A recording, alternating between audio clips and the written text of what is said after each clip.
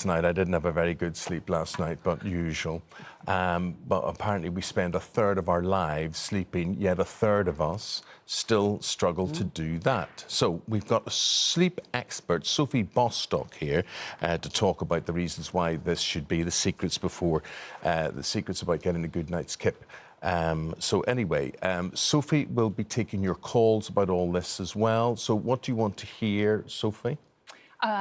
The most common reasons that people can't get enough sleep tend to be that they can't fall asleep at night, or they wake up repeatedly or wake up too early. So just want to hear what you're doing now, what you've already tried, and then hopefully we'll come up with some new And it's solutions. so awful when you can't sleep, isn't it? It's the most awful feeling. It makes you really anxious, particularly when you know you have to get up. How important, actually, is sleep to our health, to our bodies, to our well-being?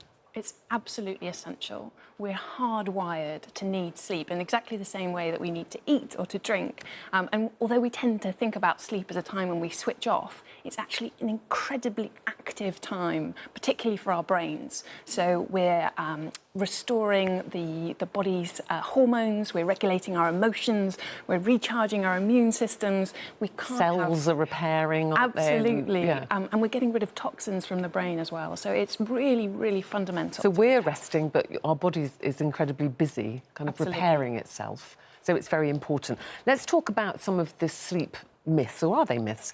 8 hours a night. Everybody talks about, you know, must get minimum 8 hours Is that a night, the magic which number? is quite hard to do, I think. Not for a lot you. of people. No, I'm fine. I'm 10, 12 I'm a good hours. sleeper. But, you know, a lot of people, by the time you've done everything you need to do, watched a bit of TV, and if you have to get up early, you might not be getting 8 hours. So how important is 8 hours? So there's an awful lot of research about sleep, and each study comes up with something slightly different, but hundreds of sleep experts have reviewed hundreds of papers, and they've actually come up with a consensus view that it's a minimum 7 hours that most adults need to function at their best. It depends on age as well, so if you're a teenager, you actually need more, at least 8 hours sleep of sleep. for days.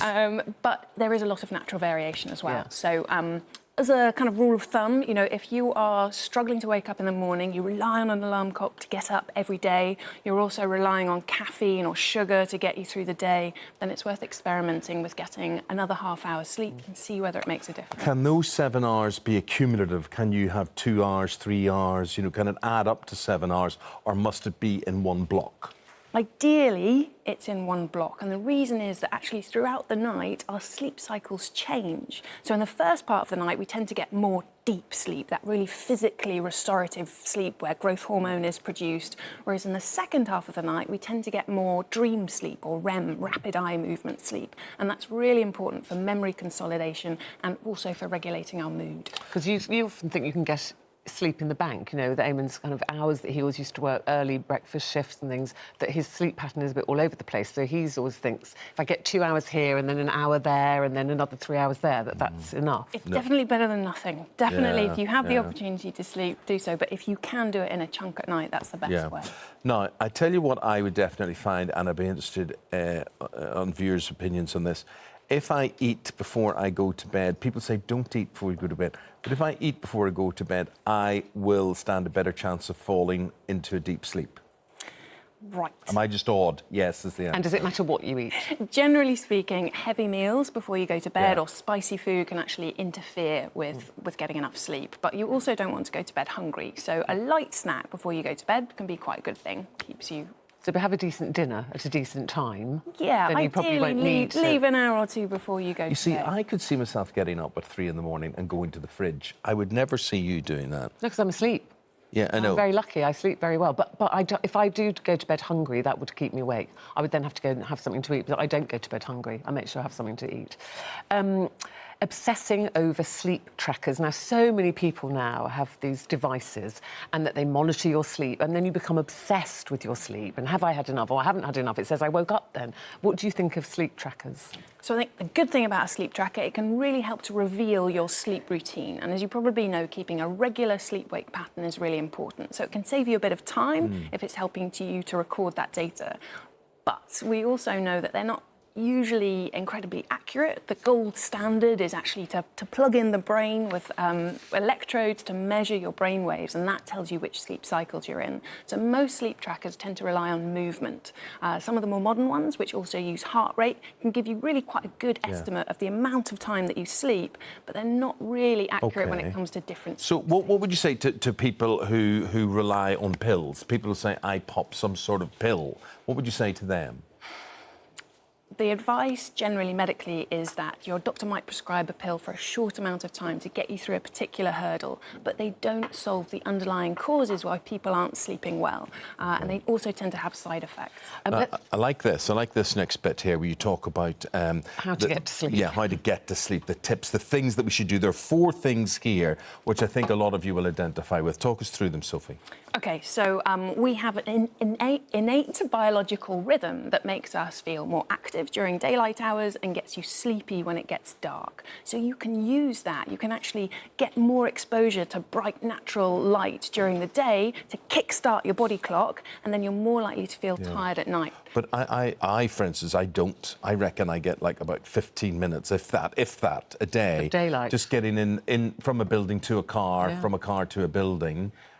So I wouldn't even get that natural light. So if it can't be natural light, then at least bright light. But what you want to avoid is that bright light before you go to bed. So in the hour before you go to bed, a lot of people are checking social media, they're checking emails, which actually tricks the brain into thinking it's time to wake up. I do that because I'm awake, because I hear snoring. I somehow imagine there's snoring going on in the room. Anyway, a routine is important as well. Yeah, absolutely. So in an ideal world, we'd be getting up and going to sleep at the same time, because that really helps the body clock to anticipate when you're going to sleep. So it switches on the hormone melatonin, which tells the body that it's time to get ready for bed at the same time each day. But if you have a haphazard schedule, the body isn't physically ready for sleep. Keep a sleep diary. Yes, as we've discussed with the trackers, it can be really helpful to track your progress. Now, I don't like deprivation of any kind, but you recommend it. Yeah. Well, if you've tried everything else, if you've got really good sort of sleep hygiene, but you're still waking up multiple times through the night, what we actually sometimes use in CBT, cognitive behavioural therapy, is this technique called sleep restriction. And what actually happens is that you reduce your sleep window. So you go to bed a few hours later than you normally would, but still set your alarm at the normal time. And this increased sleep pressure can actually help you learn to fall asleep. These are great tips, and we'll look forward to going through during the phone-in. Get the number up there on the screen, so if you get something... Yeah, because so many people but the last thing, sleep problems. Just the last thing we want to do is, and this would be a big problem with mine, is that my mind, my brain never switches off. I'm one of these hyper-intelligent people who just is always thinking some other people can just go to bed because they've got nothing going on up there, right? Yeah, nothing at all. And I don't know how I get through the day, actually. But I sit and I have the worries of the world, so my mind never switches Normally off. because he's watching a black and white documentary about World War II or something. He's not really relaxing. OK, so whatever the reason that you can't get your mind sort of to stop racing, a good tip is to, before you go to bed, take a piece of paper and a pencil and write down what's on your mind. Write down what is kind of whirring around in your mind, and tell yourself when you're lying in bed that it's on the paper, it's perfectly safe, it's going to be there for tomorrow, and you can just let it go and go to sleep. You'll need a pad. And is it true, if you indulged in some sort of hanky-panky, then you would have